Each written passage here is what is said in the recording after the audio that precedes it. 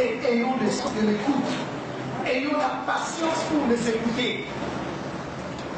Parce que je vous dis, moi-même j'ai été avec eux là-bas, je vous assure, croire en l'islam, ce n'est pas facile. Pour un chrétien qui est vraiment chrétien, qui croit dans son égarement comme étant la vérité et la vérité par excellence. Parce que vous devez savoir que les chrétiens, pour eux, il n'y a de salut en aucun autre nom, sauf le nom de Jésus. Et ça, c'est quelque chose qu'on culte. En fait, c'est ancré au plus profond d'eux. Vous vous rendez compte, nous, lorsqu'on grandissait, mon père était un pasteur, ma maman, puisque dans notre communauté chrétienne, là où j'étais, la communauté, je crois qu'il n'y en a pas ici, très pas trop, fraternité évangélique fraternité évangélique des Pentecôtes, hein, au niveau de l'Afrique, dont le siège était à Kinshasa. Dans cette église, il n'y a pas que les hommes qui sont des pasteurs ou des prédicateurs, des femmes aussi, souvent moi, étaient des pasteurs jusqu'à présent. Et donc ma maman était maman pasteur, on les appelait maman pasteur. Et mon papa n'était pas seulement pasteur, prédicateur, mais aussi secrétaire général de cette église-là et coordonnateur international des activités de cette église. Collaborateur direct du représentant de gars, chef spirituel de cette église, le défunt Haïti Yaba, que le docteur connaît très bien. Et donc, imaginez-vous les enfants qui naissent dans une telle famille. Nous sommes au nombre de 12. Donc moi je suis le 11e. Et dans les 12 enfants, nous sommes 9 garçons, 3 filles. Tous les garçons, je dis bien tous les garçons, des prédicateurs de la Bible. Tous les garçons, des prédicateurs de la Bible. Et parmi les 3 filles, une est épouse à un pasteur de la même église.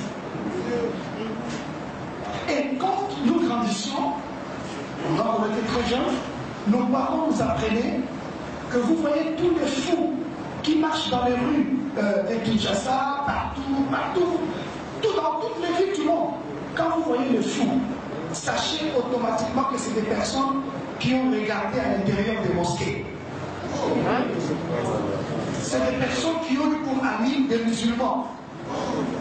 Ou alors c'est des personnes qui ont eu la malchance dans leur vie d'ouvrir les Corans et de regarder. Ils ne savent pas les ouvrir seulement, regarder là, tout à fait. Du coup, moi qui vous parle, lorsque je me promenais et que j'arrivais là où se trouvait une mosquée, j'ai tourné le regard dans le sens contraire, de peur que je devienne fou.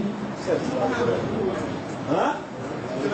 Si je ne peux pas tourner le regard, je vais carrément changer de rue ou passer par derrière la mosquée pour que je ne sois pas en contact avec la mosquée. Au point où de toute ma vie, je n'ai jamais eu un seul ami musulman. De toute ma vie. Donc, allez-y comprendre un enfant qui grandit dans cette phobie, dans cette crainte exagérée de l'islam, des musulmans, des mosquées et de l'islam.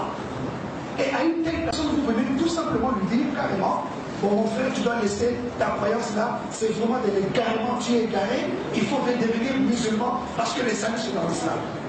Mais il peut te cracher tout le vocabulaire qu'il a appris de l'islam.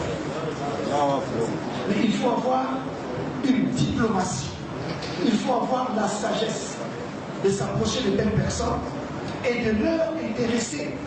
Mais c'est-ce qu'à vous, en ce qui concerne mon témoignage quant à la conversion, bon, je n'aime pas trop l'appeler ma conversion en islam.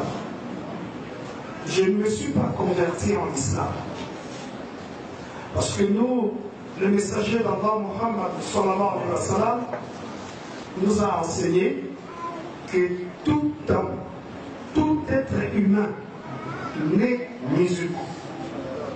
Et c'est en grandissant que pour les enfants, ils suivent la religion des parents, parce que les parents ont toujours une influence sur les enfants, ou à un certain âge adulte, un enfant peut faire son propre choix.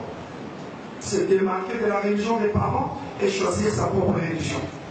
Mais à la naissance, nous naissons tous soumis, musulmans. Donc je ne me suis pas converti en islam, mais je suis revenu dans ma maison où j'étais j'étais perdu.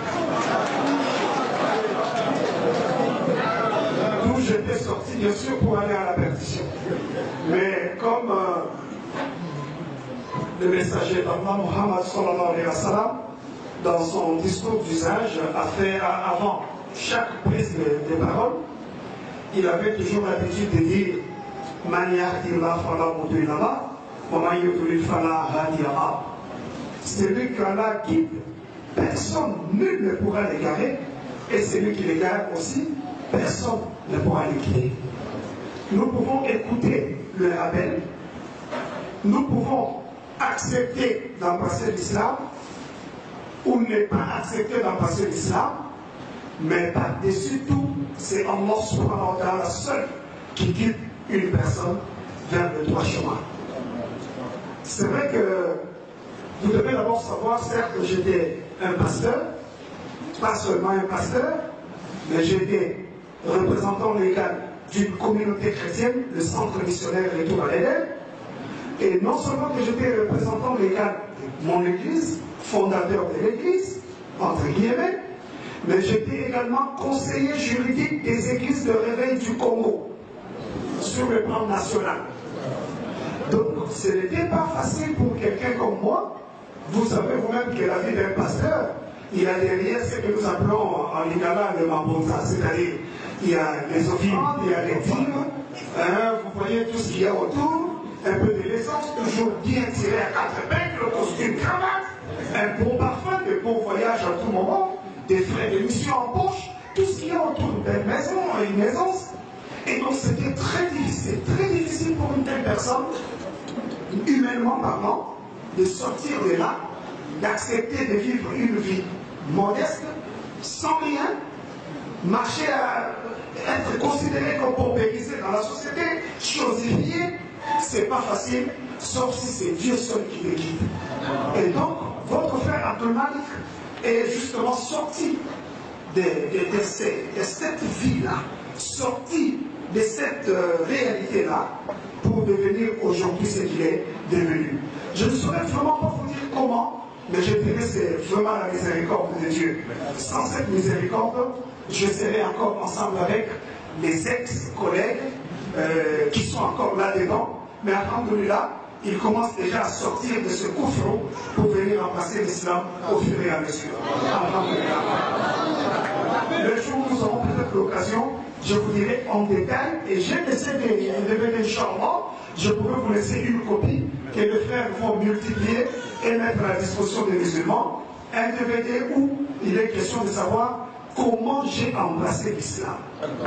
Vous l'aurez, Inch'Allah, si vous aurez l'occasion, des personnes qui pourront mettre un peu de moyens à la disposition pour multiplier, Inch'Allah, moi je vais laisser aux organisateurs, et ça sera à leur responsabilité de chercher ceux qui peuvent financer, de manière à ce que les musulmans aient ces DVD-là chez eux, et je crois que ça sera une plus-value. Une plus-value pour votre connaissance. Assalamu alaikum.